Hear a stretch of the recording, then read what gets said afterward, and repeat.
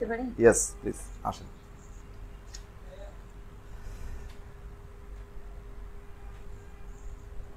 হ্যাঁ বসেন। ওয়ালাইকুম আসসালাম, বসেন। দেন কাগজটা দেন, আপনি বসেন।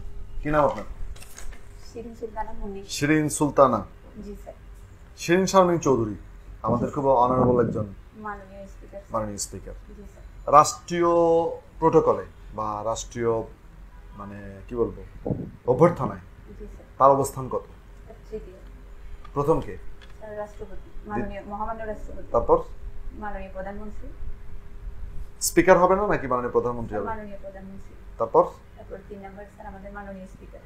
আচ্ছা, একটু পড়ে নেবেন। হ্যাঁ আচ্ছা, তো মাননীয় স্পিকার আমাদের রাষ্ট্রপতি যখন দায়িত্বে থাকবেন না, কোনো কারণে অসুস্থ হবেন, বিদেশ ভ্রমণে, উনি কার কাছে দায়িত্ব দিয়ে যাবেন? মাননীয় স্পিকারের কাছে। স্পিকার। রাষ্ট্রপতিকে শপথ বাক্য পাঠ করাবেন কে? মাননীয় স্পিকার স্যার। আচ্ছা, সংসদ সদস্যদের শপথ বাক্য পাঠ করেন কে? মাননীয় মহামান্য রাষ্ট্রপতি। মহামান্য রাষ্ট্রপতি। প্রধানমন্ত্রীকে শপথ বাক্য পাঠ করেন কে? স্যার মহামান্য রাষ্ট্রপতি। প্রধানমন্ত্রীকে শপথ বাক্য কে করেন? স্যার মহামান্য রাষ্ট্রপতি। গুড, ঠিক আছে। সংবিধানের কত নম্বর অনুচ্ছেদে অনুচ্ছেদ বলে এটি? সংবিধানের স্যার 142 নম্বর অনুচ্ছেদ অনুসারে। কি বলেছে সেখানে? স্যার কতিপয় পদের শপথ রয়েছে, সেই অনুযায়ী স্যার। বাংলাদেশের সংবিধানের তফসিল কয়টি? স্যার 7টি। আচ্ছা, তফসিল কি আসলে? স্যার পূর্বে আলোচনা করা হয়েছে মূল অনুচ্ছেদগুলোতে, অনুচ্ছেদগুলোকে, কিন্তু ওগুলার যথাযথ ব্যাখ্যার দরকার এবং এটা প্রয়োজনীয়, সংবিধানের একটা অন্তর্ভুক্তির প্রয়োজনীয়, কিন্তু অনুচ্ছেদে দেয়া যাচ্ছে না। সেগুলোকে স্যার পরে পরিশিষ্ট হিসেবে সংযোজন করা হয়েছে, ওগুলোকে স্যার তফসিল বলা। Point of politics K? Sir আমাদের জাতির জনক বঙ্গবন্ধু শেখ মুজিবুর রহমান। আচ্ছা, কে দিলেন তাকে এই উপাধি? স্যার নিয়োজিত পত্রিকা স্যার। কেন? স্যার বঙ্গবন্ধুর 7 মার্চের জ্বালাময়ী ভাষণের জন্য। 7 মার্চের ভাষণটা বর্তমানে এটা আমাদের কোথায়, মানে কি জন্য এটাকে স্বীকৃতি দেওয়া হলো? এটাকে কি হিসেবে স্বীকৃতি দেওয়া হলো? স্যার ওয়ার্ল্ড হেরিটেজ ডকুমেন্ট হিসেবে। কেন স্যার এই ডকুমেন্ট? কারণ আমাদের এই ভাষণের মাধ্যমে ওয়ার্ল্ড হেরিটেজ ডকুমেন্টে কোন ডকুমেন্টগুলো স্থান পায়? কি মানে ওর একটা ক্যাটাগরি থাকবে না? কোন ক্যাটাগরি ডকুমেন্টগুলো সেখানে স্থান পায়? মানে এটা একটা ক্রাইটেরিয়া আছে, কোন ক্রাইটেরিয়াতে সেটা এখানে স্থান পাবে?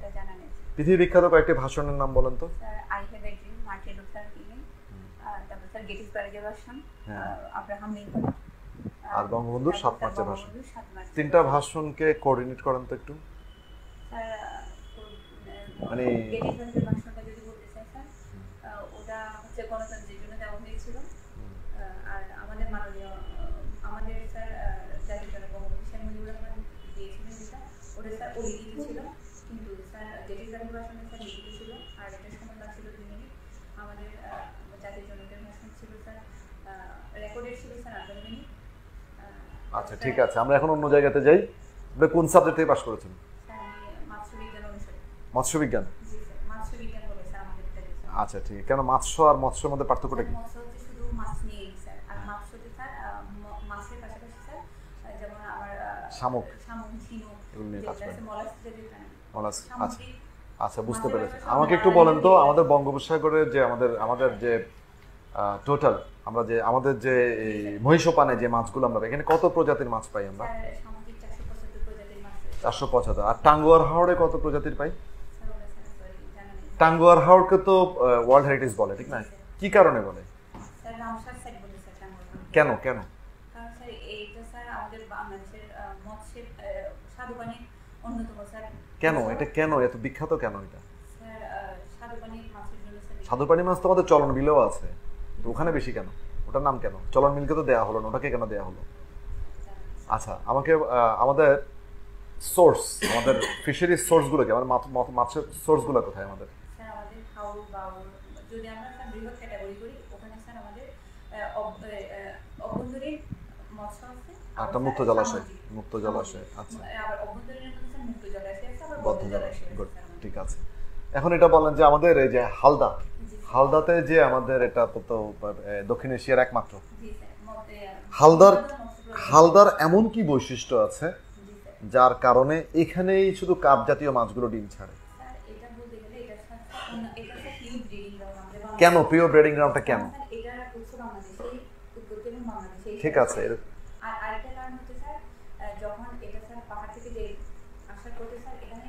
মানে বিভিন্ন স্থানে স্যার এটাকে কুম বলে স্যার আমাদের আমি জানি আমি ওই কুমের মধ্যে স্যার যে একটা ঘূর্ণনের সৃষ্টি হয় এটা মাছের প্রজননের জন্য অনেক বেশি এই একটাই কারণ, এই কারণটার কারণেই এখানে হালদাতে কার্প জাতীয় মাছগুলো এখানে ডিম দেয় শুধু, অর্থাৎ সেখানে অন্য পাহাড়ি নদীগুলোতে এরকম হয় না, এই ঘূর্ণনটা হয় না, ঘূর্ণনটা হয় না। এখানেই শুধু আমাদের ঘূর্ণনটা হয়।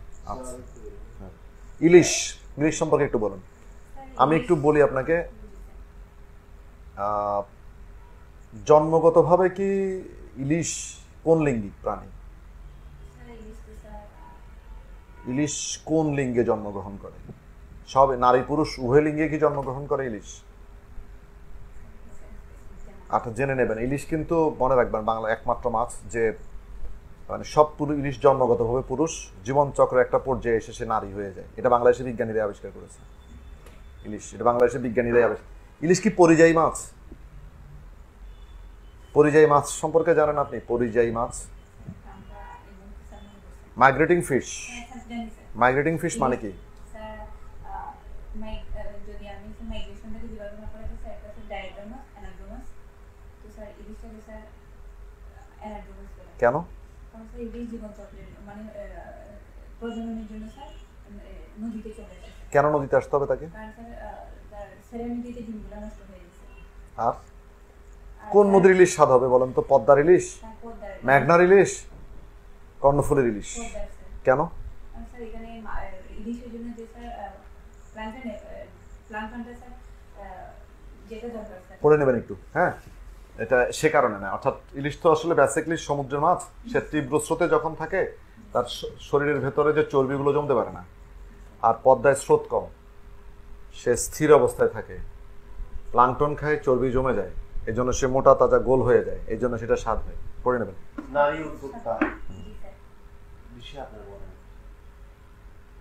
স্যার আমি বলবো স্যার বর্তমান সরকার অধীনে স্যার নারীদের জন্য স্যার অনেক পদক্ষেপ নেওয়া হয়েছে, যেমন স্যার সর্বপ্রথম আমার যেটা ভালো লাগে স্যার নারীদের আশ্রয় প্রকল্প স্যার, সেখানে নারীদেরকে অধিকার দেওয়া হয়েছে স্যার জমি মাটি, এই জিনিসটা স্যার আমার তাহলে চাকরি কেন, ওই যে ব্যবসা তো করতে পারতেন, চাকরিটা কেন?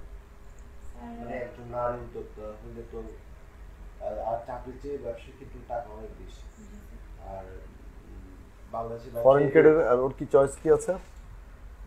তাহলে চাকরি কেন ব্যবসা না করা? আচ্ছা একটা তোমার তো হচ্ছে বিসিএস প্রশাসন, ঠিক না? ঝুঁকিটা কম স্যার, সত্যি কথা। ঝুঁকি কম। মৎস্য আইনের একটা করো তো, ভ্রাম্যমাণ আদালত পরিচালনা করো তো, মৎস্য আইনের একটা ভ্রাম্যমাণ আদালত পরিচালনা করবা। তোমার অ্যাডমিনিস্ট্রেশন এবং ফিশারি ক্যাডার দুটোই একসাথে করলাম।